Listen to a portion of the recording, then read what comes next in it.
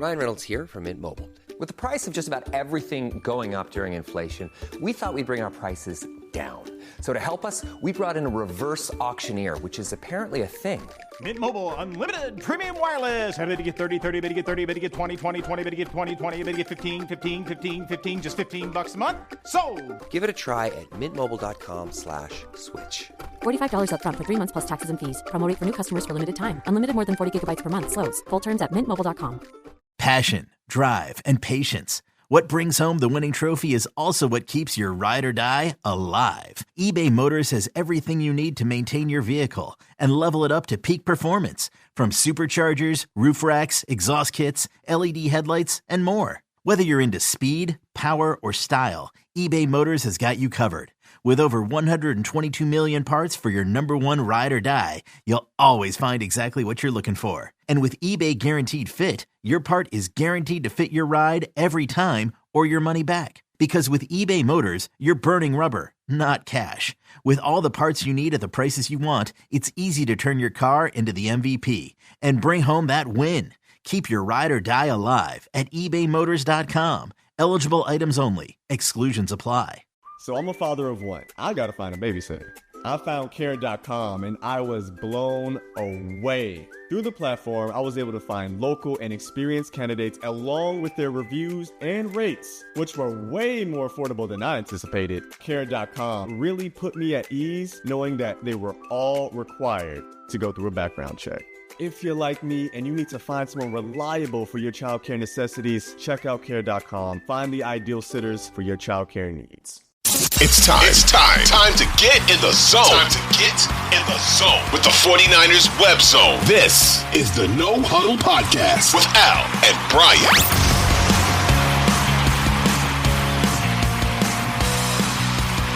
It is a collaboration podcast. No Huddle Podcast. I'm Al Sacco. You know my partner, Brian Renick. But we have, on this show, we are collaborating, simulcast. We got all kinds of things going on with our buddy from 49ers Rush, Josh Chapman. John, how you doing, man? I'm doing so well, man. I like you guys, which helps record together.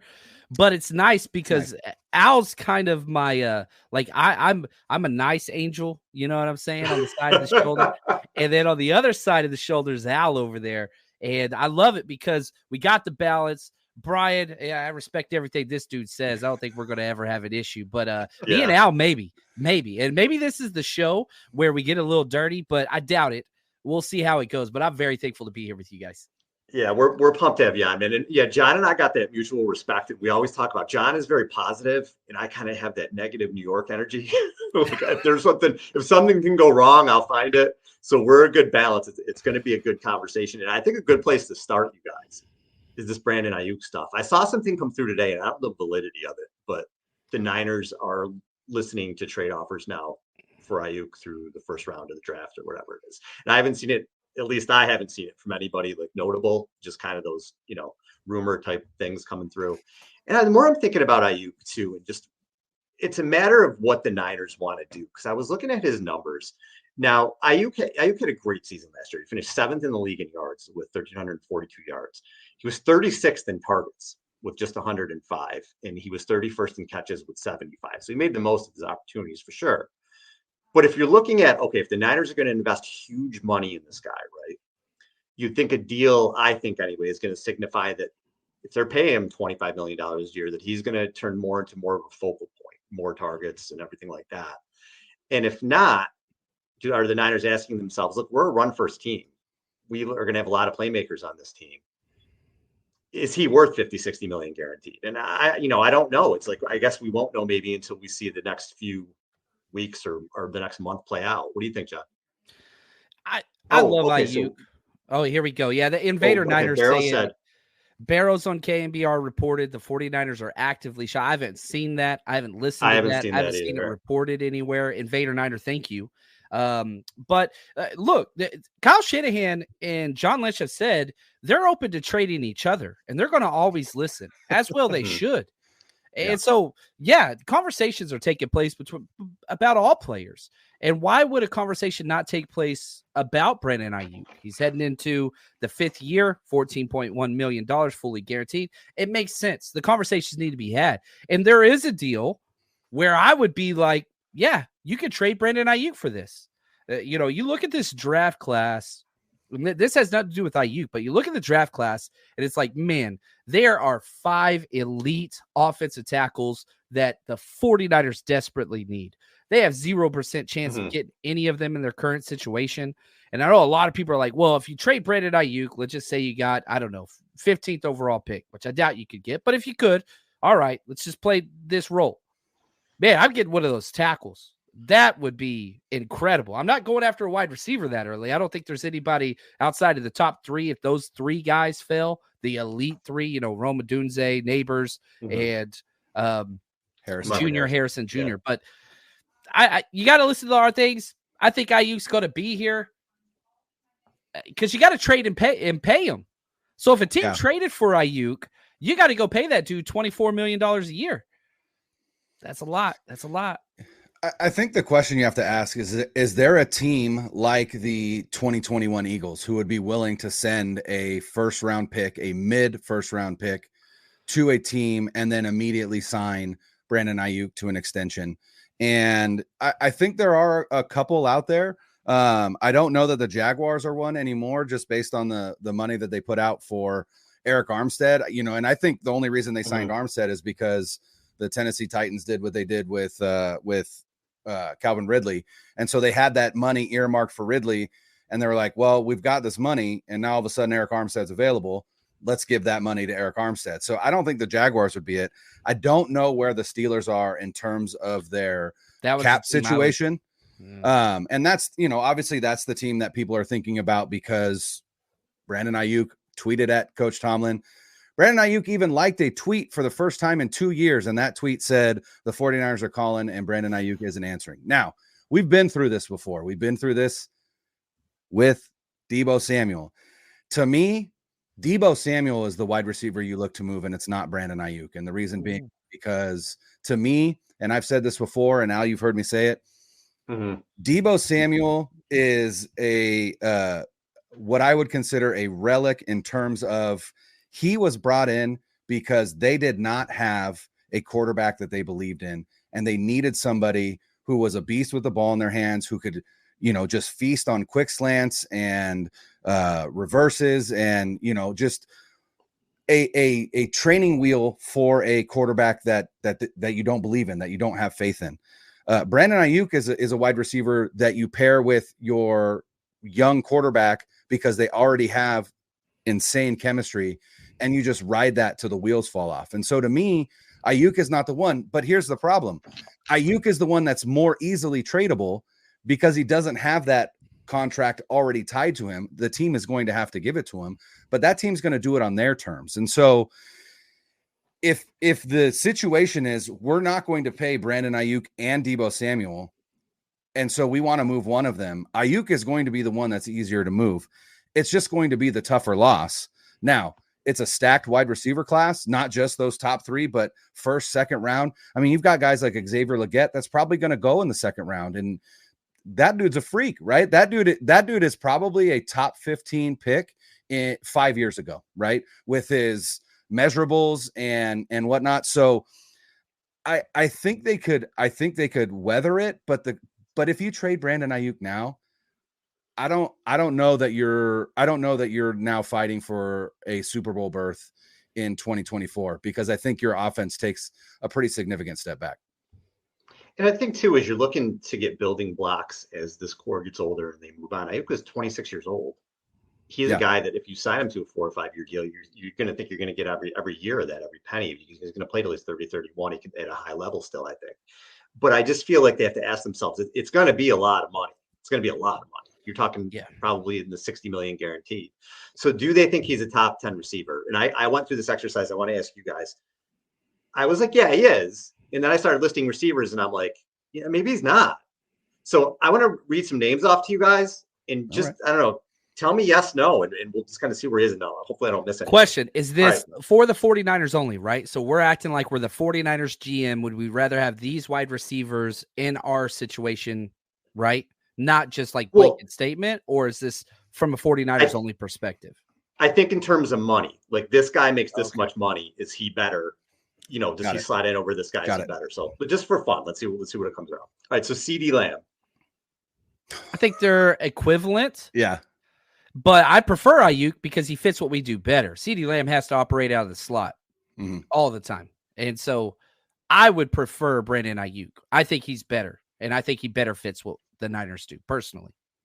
But but I mean, in terms of, so Aiyuk's never had a season like CD Lamb just had. So that's, you know what I mean? Numbers wise, true. But again, when you go, so I guess my point of this, when you look at these big time wide receivers, these are dudes who had 150 plus targets a year. They put up huge numbers. Is Lamb going to get more than Aiyuk? Probably, right? Yeah. So that's, I guess, look at it that way, like contract wise. And I think the question we have to ask before you start naming them off again, Al, is are the 49ers willing to pay that kind of money if they want to continue to have the type of offense that they have, which is a run first offense? Now, to me, and I've said this with you, right? I think moving forward, you build around Brock Purdy and the passing offense. And if that's the case, then yeah, you are willing to pay Brandon Aiyuk $26 to $30 million a year because the volume is going to be there. But if that volume is not going to be there, why are you paying a guy that much money? That's the other question. Right. And so again, it's not necessarily is Brandon Aiyuk good and should we keep him? Obviously, Brandon Aiyuk is a stud, and any team that has him is going to be better. But when it comes to this team specifically, is this team willing to pay that kind of money? Now, someone might say, well, they did it for Debo, but that Debo contract was a 3-year extension, right? Like it wasn't, it's not, I don't even think that Debo deal is we should even talk about it in terms of what they have to do for Brandon Aiyuk. So the question becomes, are the 49ers willing to pay that kind of money for a wide receiver? And I don't know that we know that answer. Yeah, we're going to find out, I think. All right, AJ Brown. No, AJ Brown. AJ Brown. Agree. Okay. Justin Jefferson. We don't have to talk about that. St. Brown from Detroit. Aiyuk. I'd say Aiyuk. That one's close to me. That one's pretty close to me. I'm a big St. Brown fan. And everybody's going to realize how awesome that dude is, and the receiver thing that they're doing, the Netflix special. He's on there with Debo and Kittle, but I love St. Brown, but I'd still go Aiyuk. Yeah. I do too. I'm right there with you. I think I'm that awesome player, but I probably right now would go Aiyuk. Mike Evans. I'm going With Aiyuk. the age, I'm going Mike Aiyuk. Evans is that would be my age. Okay. All right. Stephon Diggs. Aiyuk. I don't want that dude in my locker room ever. Yeah. Ever. Tyreek Hill. Tyreek. I don't want that dude in my house ever, but he's but yeah, here's the thing. Across the street next to him, but I was listening to the Athletic Football Show with Robert Mays and Nate Tice, and they brought up oh no, I'm sorry. I was listening to Extra Point Taken with Shio Kapadia and Ben Solak, and they brought up Tyreek Hill. And I believe it's in 2 years, Tyreek Hill has a cap hit of $51 million. $51 million. That's insane. Talent wise, obviously I'm taking Tyreek Hill, but Tyreek is getting up there in age too. And with a receiver whose game is built on just blazing speed, that would scare me a little bit. But as of like this year, I would still take Tyreek for sure. Devontae Adams. That one's rough with the age. Adams is still better in my opinion. I'd go Adams still, but you're talking 1 to 2 year window. If you're doing a 4-year deal, and I got to give both 4-year deals, then Aiyuk. I would rather give one to Aiyuk. Yeah. Jamar Chase. I love that dude. Yeah. I love that dude. Cooper Kupp. Aiyuk. Yeah. But if you're talking about a guy that's as close to Aiyuk's game in the NFL, I think it's Cooper Kupp. You talk about, like we always talk about Aiyuk and his blocking. Cooper Kupp is right there, if not better. He's got the bigger body, but like always open, catches almost everything, blocks like crazy. And I think, if we look at this, backwards, that previous Cooper Kupp deal, the difference is Shanahan is not a passing offense. McVay, super pass heavy. But man, I think those two players, I know their draft position and their body build's different, those things, but probably two of the most similar type of wide receivers with what they do in the run and the pass in the NFL. I feel like with the Rams offseason, though, and what they've done, you're talking about a team that might be looking to run more with the beef they put in the middle of their offensive line. Just trying to keep Matthew Stafford alive for the next 2 years. They don't want Jimmy G playing. Puka. That's true. That's true. Never once will Tyreek be invited to my home for coffee and cake. Vince is good people, man. There we go. Lock your doors, Vince. That's right. Puka Nacua. Oh, that one's rough. You know, you've got the 1 year. How much? Puka's awesome. He's awesome. It's rough for me. Right? That one's a coin toss, man. I mean, Aiyuk has done more in the league, so you have a better track record with Nacua only doing one season. So I would go Aiyuk there, but that he had a hell of a season for sure. That was awesome, man. He's a fun player, fun kid. Yeah. Metcalf. Aiyuk. Oh no. Aiyuk all day. Okay. Yeah. So those are the guys that I had that you would maybe. I mean, there's Michael Pittman, Amari Cooper, Garrett Wilson. I think I would probably do Aiyuk over all those guys. So unless I forgot anybody, Wilson would be closer for me. Yeah, we haven't seen if he gets a good quarterback. I think Garrett Wilson's gonna be phenomenal. But that remains to be seen. Is the vice president gonna get him the ball this year? We'll see. We'll see if he can make it through a drive. So you guys have him. You guys, based on this, Aiyuk is a top 10 receiver. Yes. I just only think again, what they could say is like, for example, I want Cooper Kupp money because, like you guys said, maybe at this point, you know, my next 4 years are gonna be better than maybe like what Cooper Kupp did way more than you did to get that deal. So that could be a thing too. Some of these guys I named that may be a little bit over the hill now, or their best days are behind them. Aiyuk's still not going to get paid that because he didn't produce like those guys did in their prime, I guess, right? So that may be a stalemate with the contract with the Niners and him, but we'll see. Like what one of you guys said it. We're going to find out if the Niners value him and if the Niners value the run. But the time, everybody keeps thinking that Aiyuk has to be extended or traded now. And I've never really bought into that because the 49ers have so much leverage. They've got the 5th-year option now, plus you have the franchise tag later. And if you see him as a top 7, top 10, top 12 quarterback, the franchise tag applies. And so that's 2 years of control that Brandon Aiyuk has no say. He can be pissed. He can like whatever. He can say he looks like whatever coach out there. We saw it with Debo. Those things don't matter. The 49ers are in control, and they do this every time. Yeah, you shop them, and if you can get a top 15 pick and a starter, a quality starter at any position, I think that's a conversation you're willing to have. You go back to Aiyuk and say, look, man, we're going to trade you. We can trade you to whoever the hell we want. We can trade you anybody. And so we're going to take this trade unless you'll sign, you know, a $22 million deal and help us. Those are the things that happen behind the scenes we'll never hear about. But if he doesn't, and if you don't get the trade thing, it's just crickets till after the draft. And then you just kick the can down the road, say, sorry, man, we can't trade you. We won't get anything this year, which is what they did to Debo. I think the other question is, what would they be willing to take for Brandon Aiyuk? And you said a mid, I would say a mid first round pick and a player. I don't know that we've seen a trade like that. You look at the AJ Brown trade, right? That was first just straight up, just a first and a third that season, and that was it. And it was a late first. Yeah. Well, it was in the teens. Was it? Yeah, it was in the teens. But I want to find out. Is there another team that, again, outside of the Steelers that would be willing to, fork over their first round pick? I don't know. 18th is what it was. They got the 18th pick and the 101st pick for AJ Brown. So is there a team out there willing to do that? Question. Let's say that same deal. Boom. 18th pick. I don't care about the team. I'm just saying I consider AJ Brown. Brian considered AJ Brown. Al, you considered AJ Brown better than Aiyuk. Okay. Whatever. That the 49ers get that call. Look, 18th in the 100, like end of the third round, right? Yep. It was like a third round comp pick almost. What do? Do you take that deal? Al, Brian, do you guys take that deal? First and the third. Oh, look at that deep size. I got them both.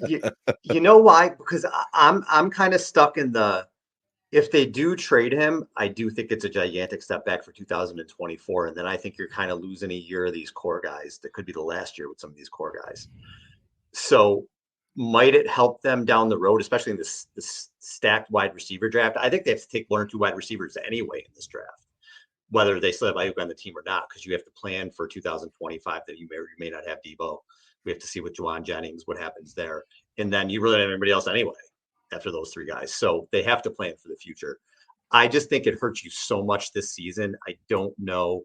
Maybe they will be, but I don't know if they're willing to do that, knowing this really could be the last year where you have Kittle and Juszczyk and Williams and all these guys together as one. So that's kind of where I am with it. It's such a tough spot, man. It's hard because, I think as football fans, we've grown to love the draft and just that process. And it really, to me, is a situation where it's like, I'm on a game show, right? And I've already won a boat, right? And that's Brandon Aiyuk. But I could also trade that boat for what's behind door number 3. Now, that could be a bigger boat. It could be something even better, but I don't know what it is. I know right now I have a badass boat that is going to be awesome for years. Is it worth it to just gamble? And that's what I feel like the draft is. Like, it is a loaded wide receiver class. How many times have we seen wide receivers come into this league and just fall on their face? Quite a few times. How many times have we seen a wide receiver come into Kyle Shanahan's offense as a rookie and produce? One time, and that was Deebo Samuel. And you could argue that production was good, but it wasn't wasn't Aiyuk level production. So to me, it's like I said, like Al said, you take a giant step back if you trade Brandon Aiyuk. And I feel like I would rather have to worry about the cap later and have my awesome players still than make this trade with an eye towards, I don't want to have to deal with the cap later. Like, just, I'm going to let the bean counters do what they do, but I'm going to keep all my badass football players for as long as I can. I like that. And I'll add to this just quickly. Sorry, I'm like hijacking this, but like, no, dude, I understand why you would do it and why you wouldn't do it. I think because it's such a stacked class, I think the supply is higher, the demand's higher. So like, I don't think you're going to be able to get the type of deal AJ Brown got, because Agreed. a team could sit there and say, man, we'll just take, Brian Thomas Jr., AD Mitchell. Like, we'll just take those guys. It's cheap, whatever. So I understand that aspect of it. And also, I don't want to take away Brock Purdy's number one target. His comfort blanket is Brandon Aiyuk. And if you're going to build around the passing game, why the hell would you take that away? Why? It makes no sense to me unless you get a freaking awesome offer. And even if you do that, if I get that 17th pick, what was it, 18th pick, whatever, I'm not spending on a wide receiver. I do not like the wide receivers in that range. I'm spending on an offensive tackle, man. And then I'm going to get a veteran wide receiver, which there's still some guys out there that you could get. There's still some stud free agent wide receivers. Well, hold on there, Brian. I'm just saying for a year. For a year? For a year. That's all we're saying. We're saying for a year. I don't think. Man, that man's agent is so good. He is. Well, we're going to find out, guys. It's going to be another. Not as good as Jerry Judy's agent, though. It is going to be another, just what are we, how far are we away from the draft? 4 weeks, 5 weeks, whatever it is. It's just going to be, constant for the next 4 or 5 weeks. Like it's because nothing's ever dull with the 49ers.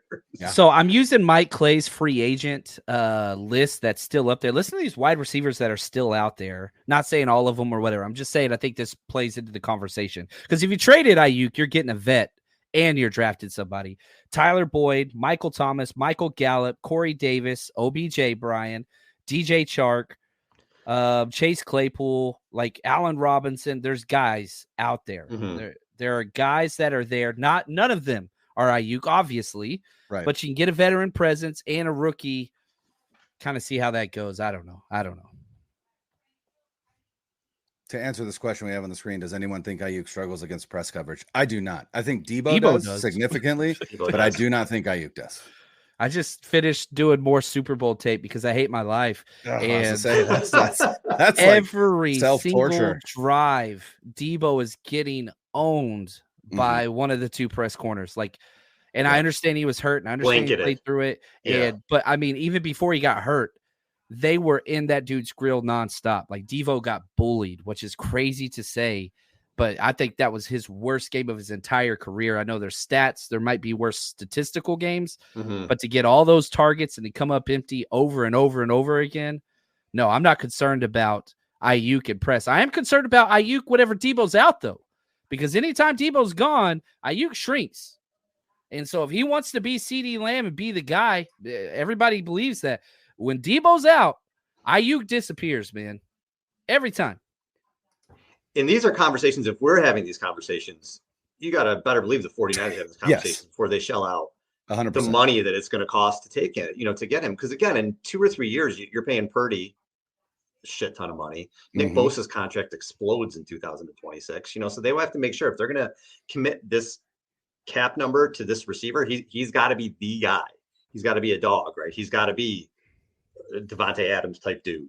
And maybe we're going to find out if they think that. So yeah, because if they pay Aiyuk, then the core of this team is Aiyuk, Purdy, Bosa, and you could argue Fred Warner on the tail end of that contract. Yeah, those will be your core. Those are your four. That's for sure. Yeah. My days working, taking care of my little ones can be a lot. I checked out care.com and it was so easy for me to find local, experienced, and background check sitters. Finding our babysitter was way more affordable than I thought. Care.com makes it super easy. Search for qualified candidates. You can view their profiles, read reviews and ratings, check their availability, send messages directly, and get the help that you need. Care.com should be every person's go-to. Selling a little or a lot?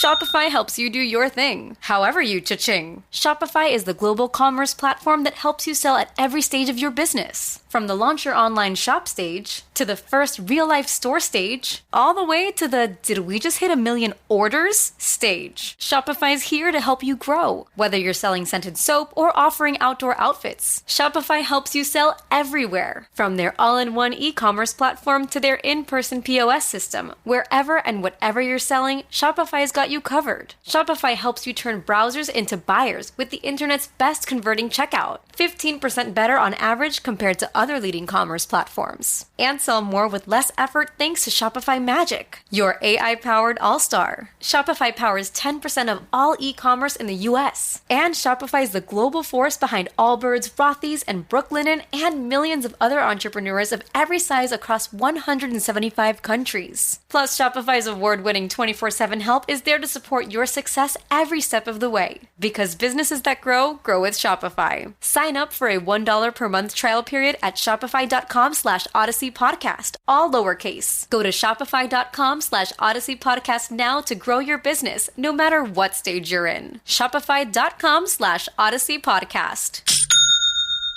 Drowning in status updates and lost in endless emails? Break free with ClickUp.com, the one app to replace them all. Imagine a world where your team collaborates effortlessly in one shared space. No more chaos, just ClickUp. Your projects, tasks, and communication unified at last. Transform how you work with customizable views, seamless integration, and real-time updates. ClickUp is your shortcut to more productive days and happier teams. Join the millions of productive teams already streamlining their workflow. Visit ClickUp.com to get started. All right, John, you brought up a good topic that I definitely want to get to when we were talking earlier, what we were going to talk about on the show. So that is, are the 49ers content with running back the same offensive line right now? Let me go over the ages of the offensive line and where they kind of stand in terms of their contracts. Trent Williams, best left tackle in the league, future Hall of Famer, but 36 years old. Freak. Probably year to year right now, depending on how long they're going to have. Yeah. Left guard Aaron Banks is in the last year of his contract. The Niners typically don't pay for guards, so we'll see what happens there. Jake Brendel is 32 years old. I'm pretty sure they can get out of his contract after this year too. Right guard Looks like Feliciano's going to, at least right now, be the starter. He's 32 years old. He's in the last year of his deal. And then McKivitz, who I actually think that was, well, I don't want him to start at right tackle. I think it was a smart move to extend him for a year because you have a serviceable offensive lineman, whether you want to play him at guard or he's just a swing tackle or whatever. But he's a guy you got to upgrade on the offensive line. So if they run back this offensive line, one, it's old. Two, a lot of these guys may not be here. And my thought process with that is, okay, are we going to take a step back because of the age? And two, what is the plan after this year? You better bring some guys in the draft to develop that you have in 2025. John, where's your head on all this? Most of the things, like if you try to, be in John Malkovich and jump into the head of Kyle Shanahan, like you can kind of make sense. Like, okay, I get why this happened. I understand this move. I understand like even the stuff that didn't work out. Like I kind of get it whenever you're trying to look through Kyle's eyes. Then I get to the offensive line and it's just like, I can't figure it out. I can't. Not only did you not sign anybody, you didn't draft anybody last year. You didn't draft one single O lineman, and you were a subpar offensive line. And so you brought them all back. All right, cool. Hey, maybe continuity will bring things to where they are. It didn't work. Didn't work again. Then you go through, free agency. You brought back the same group. I love that they signed Feliciano, though, by the way. I do not want Burford ever playing again personally. But what are you going to do? Like, you've got to get somebody in here. You've got one good player in Trent, and I think you have a quality starter in Feliciano. And then it's John Chapman, Brandon, and Al Sacco out there doing the best they can to protect Brock Purdy. And it hasn't worked. And so you've got to change something. Now, having said that, they don't play rookies. The free agency is kind of in the rearview mirror. So even if you do draft a center in the first round, like Graham Barton or Jackson Powers Johnson, who's probably gone way before you get there. But even if you do, is Chris Forster going to be like, no, we like Jake Brendel and the continuity? So center, I think center, no chance. There's no chance that a rookie is starting at center in a Kyle Shanahan offense because the center is responsible for all the protection calls. So I think there's graduated from Duke, Brian. Well, I mean, obviously he's smart, but they also have Nick Zakel, who went to a very smart school, and he still can't crack the lineup. Beat out by against Ben Barch. Jake Brendel. But Kyle Shanahan has started one rookie offensive lineman since he's been here, and it's because they drafted him 10th overall in Mike McGlinchey. And Burford. Burford came later in the year. I mean, you're right. He did start, but there was that rotation. Not week one. No, it wasn't week one, but it was his rookie year. But I mean, they started working him in. And I think they would have done that they would have worked in Banks if he didn't have the injuries that he had his rookie year. But with that said, if they draft, I think what they did by bringing everybody back is to say, look, we made it to the Super Bowl with this offensive line. We were the best offense in the NFL with this offensive line. We know that we can do what we want to do with this offensive line. So it gives us flexibility to go into the draft and say, listen, if a guy that we love on the offensive line falls to us as 31, we'll take him. But if there's not a guy there that we love, but there's a position somewhere else, then we'll take that. And I think this draft is deep at tackle to where you could theoretically take a non-offensive lineman at 31 and maybe trade up in round 2 to get one of the guys in that range. So I think it just gives them flexibility. Do I think they want to upgrade the offensive line or feel like they need to? Sure. And if they don't, I question what they watch. That's the thing. So I have to believe that they're not content, but they also are like, look, we know that we can compete and win with these guys. So let's get these guys back. And then if we find a way to upgrade either via the draft or free agency, we'll do that. Well, the free agency came and the market went absolutely bonkers, right? Like Robert Hunt's getting $100 million. Like what the hell's going on? Right. So they're like, well, then obviously there's nothing there for us because we can't play in that end of the pool. So now we got to look to the draft. And I think that's what they're doing. And you brought up a couple good points, Brian, previously, where are they going to start building the offensive line around Purdy where you want to get more stout up the middle? because he's a smaller quarterback. Are they going to do that? They should. I haven't seen any. You're going to keep doing all those damn empty sets. Come on, man. You got to protect your franchise, And John, I've said a couple of times on the show where, look, there are countless plays why you lose a Super Bowl, right? There's a number of plays why they've lost those Super Bowls, but a couple you can point to are plays where Mike Pearson gets the ball knocked down by Chris Jones. This past Super Bowl, where whatever happened with Burford missing the assignments, that the randos you've had playing guard may have cost you a couple Super Bowls. Again, a ton of other plays that also cost you those games. But you can point to those plays as well, where if you had somebody more stout or a little bit better up the middle, who knows where you are right now.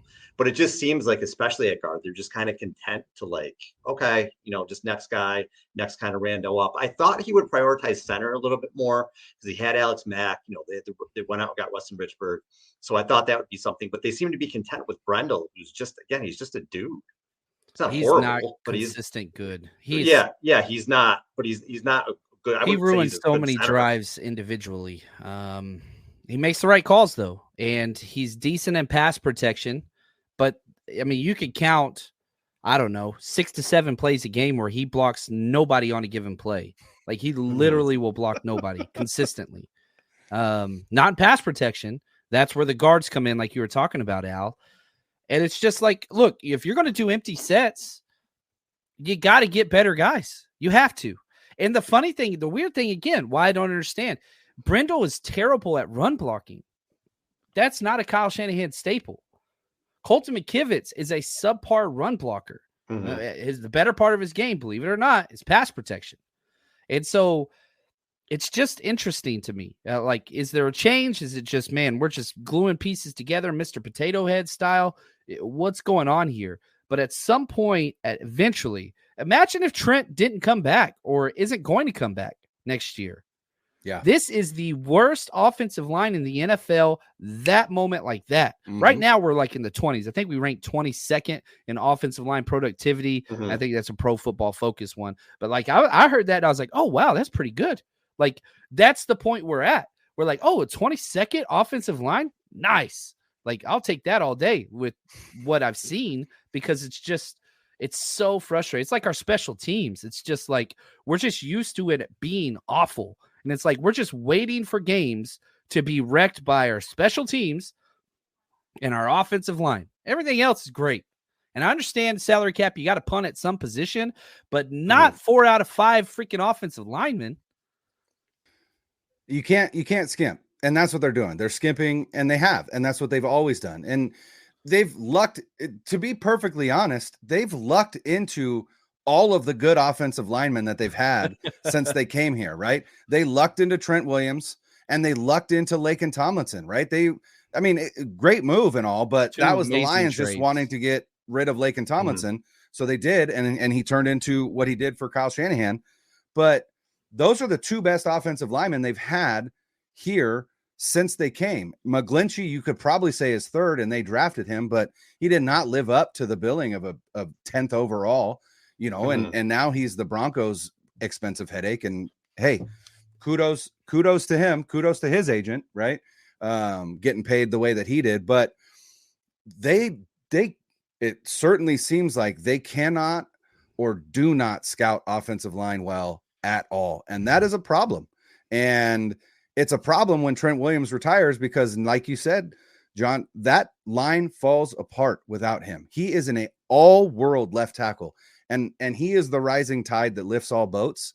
But if he goes down or if he retires, they are screwed, just screwed. In this draft, go ahead. I was going to say, you need a right tackle, but you also need somebody who's going to maybe play left tackle in 2025. So you kind of need 2 tackles right now. Go ahead, John. I was just going to say, the draft is pretty stout at the tackle position. But the problem is, if there's a position in the NFL that is the most void of talent for all 32 teams, it's offensive tackle. Yeah. And so you're sitting there, and Colton McKivitz could be your guy. That's fine. If you think Colton McKivitz is going to be your tackle for the next 5 years, awesome. Who the hell is going to be your left tackle eventually, right? That's the issue. And you look at this, what's out there, I think that there are 5 premium offensive tackles. The issue is they're going to be gone by pick 20 because every team needs tackles. So even if you sit there at 31, what's up, Phil? Appreciate the super chat, my man. He says time to play some rookies. Who are you going to play at the offensive tackle spot if you're picking 31? Not Mims. That dude's played 8 starts in 3 years, and he got hurt at the combine. Like, that dude, if you don't like Javon Kinlaw and you were upset at that, you sure as hell do not want Mims. He's off my board, personally. I would not take him at 31. Then you talk about Tyler Guyton. He's a little bit better. OU, but he's probably going to be gone by the time you pick at 31 anyway. He's terrible in the run game. He's not a good run blocker. He's a great pass blocker. You get somebody like Jordan Morgan. He's more of a fit, but super low ceiling. Second round, third round, like, what are you going to do?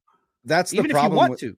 Yeah, that's the problem with picking 31 is that while it is a deep tackle draft, once you get past like the first 4, there are flaws in everyone's game, right? Yeah. And so, we were talking about Al and I were talking about it last episode, and we were talking about Kingsley Suamaitai. Great pass blocker, needs work in the run game. That's where you go, what is your plan? Like, again, as an offense, what is your plan? Are you going to build around Brock Purdy and the passing offense, or you can continue down this road of trying to be a balanced attack, a run first team? I don't know, right? They were not a run first team in Atlanta because he had a quarterback that he trusted, and he had Julio Jones on the outside, and they threw the ball all over the yard. I think Kyle Shanahan wants to do that. I think he does. He just hasn't had the quarterback to do it. I think he might think that he does now. So now the question becomes, do you worry about a tackle prospect that needs work in the run game? Or do you say, listen, he can pass block his ass off. We'll throw him in there. He'll learn on the fly run blocking. But we're going to protect Brock Purdy because he's the future. So again, it's just a matter of what do they want to do? And we don't know that. And it'll be interesting. And they'll tell us in the draft, but we don't know that right now. Old Man Winter here. If I had it my way, it would stay winter all year long. Short days, wind chill, black ice, and a good polar vortex. Oh, heaven. Wait, is it getting warm in here? Your cold snap is over, Old Man Winter. Spring has arrived. Spring. Spring is here, which means it's the perfect time to get away in the Hyundai you've always wanted. Visit the Hyundai Getaway Sales Event, where you can get great deals on all of our award-winning Hyundai models, like the tech-filled Tucson and Kona, as well as the spacious Palisade. Enjoy wherever you go with the peace of mind that comes with America's best warranty and 3 years or 36,000 miles of complimentary maintenance. But hurry in, these deals won't last. Add more joy to your journey at the Hyundai Getaway Sales Event. Now get 0% APR or up to $1,500 bonus cash on the Hyundai Tucson. Now, during the Hyundai Getaway Sales Event. Offers end soon. Call 562-314-4603 for details. Your fever is high and the pressure to log in at work is too. But when you finally decide to take care of you, there's Instacart. Just because that one perfect coworker of yours is attending all meetings, camera on while she's sneezing, coughing, and aching, doesn't mean you have to do the same. Take it from us. Trying to stay on top of things will only get you further behind. Instead, get everything from tissues and teas to cough suppressants and comforting soups delivered through Instacart in as fast as 30 minutes. If anyone needs anything, they can just redirect their questions to that one perfect coworker of yours.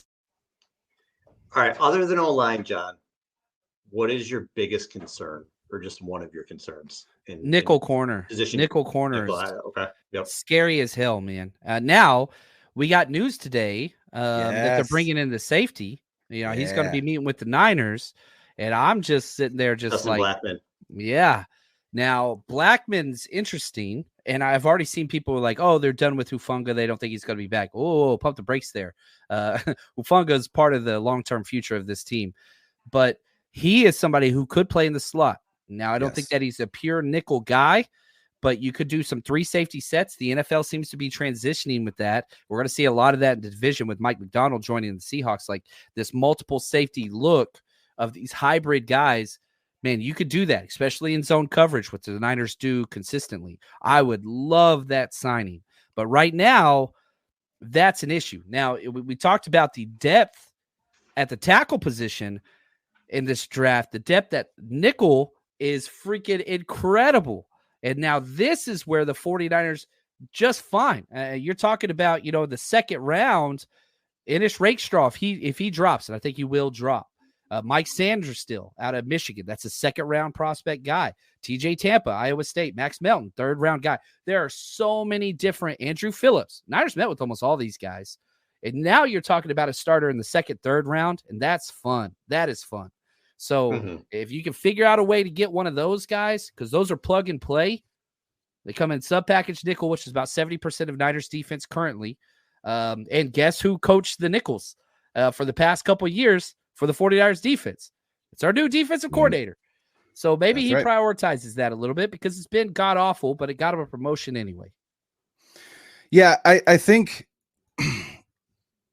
again, the team has told us we are looking for flexibility in the draft. So they go out in free agency and they sign Isaac Yiadom and they go, look, we theoretically, he could compete on the outside and we can move Demo inside, because I do think Demo can thrive in the slot. He just hasn't played it a lot because they've needed him to play outside because nobody wants Ambry Thomas on the field. And so Ambry Thomas don't want to be on the field. Right.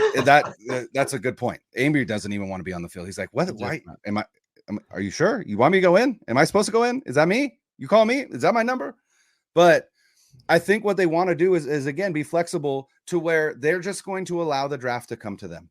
And they're going to say, look, we've got starters at every position except for free safety right now, because Tayshaun Gibson is a free agent and Hufanga's coming back. So we don't know where Jair Brown is. Right. So that's again, why Justin Blackman makes sense, but we've got starters at every position. So what we want to do is be able to draft our best player available. If that is a nickel corner, great, we're going to take him. If that's an outside corner, great, we're going to take him. If that's a tackle, great, we're going to take him. If that's an edge, great, we're going to take him.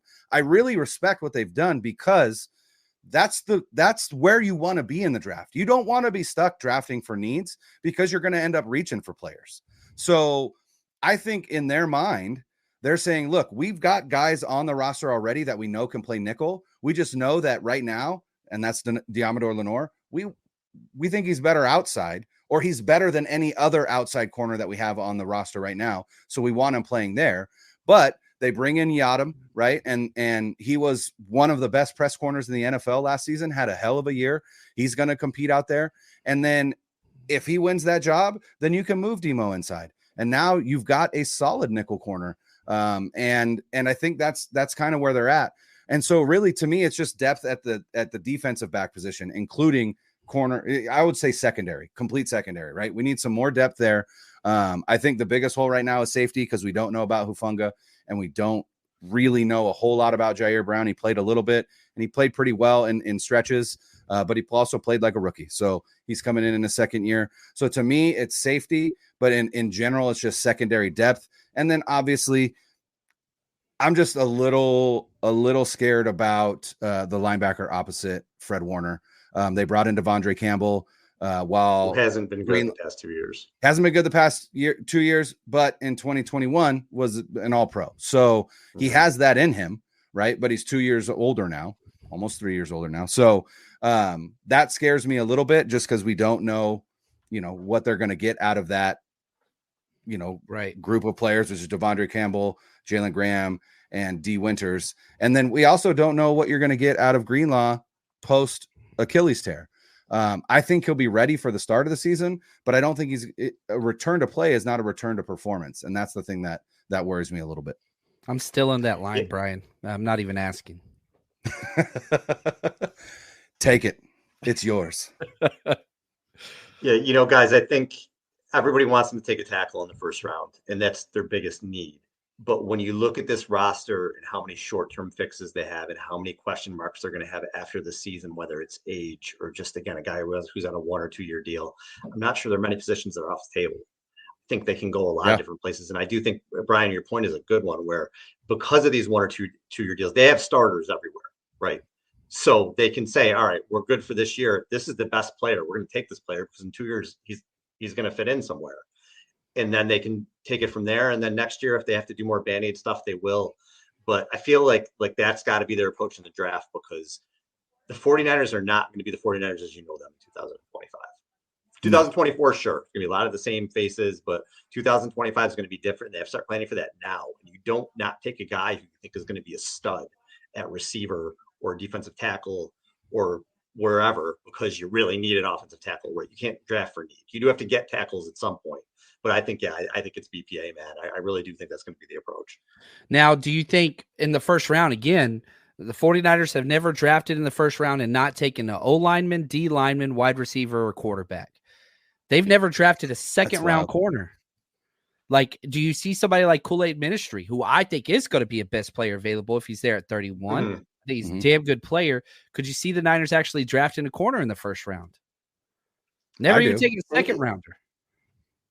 I do. Yeah, a guy like Kool-Aid McKinstry for sure. I would love him. And the only reason he would drop is because of just some injury concerns, which, I mean, I guess that's why they drop. But yeah, I would. I don't think they would be scared to do it.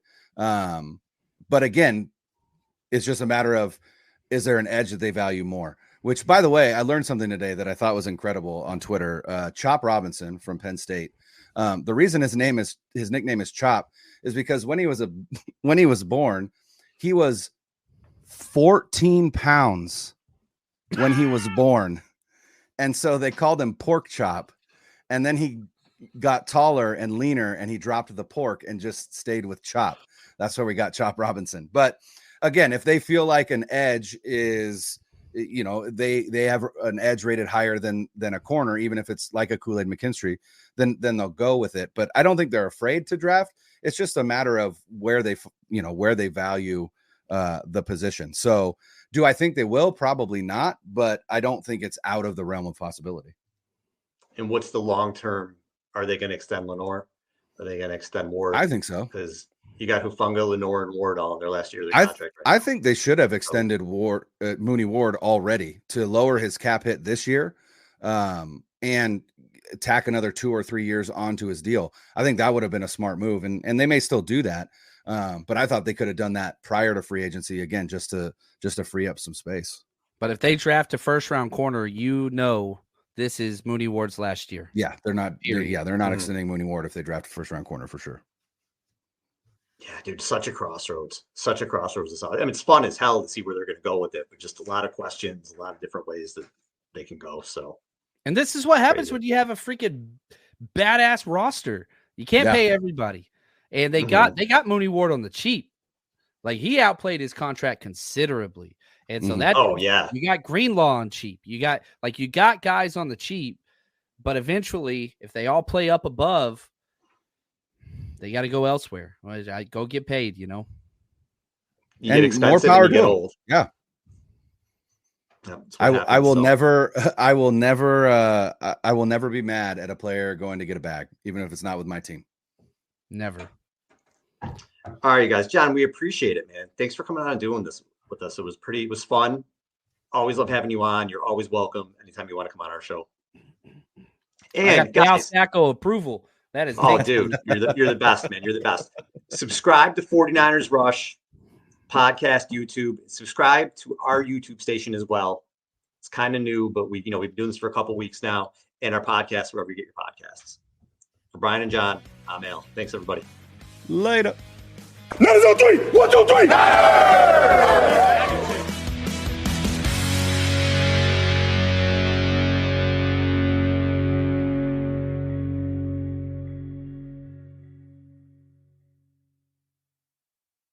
2400 Sports is an Odyssey company.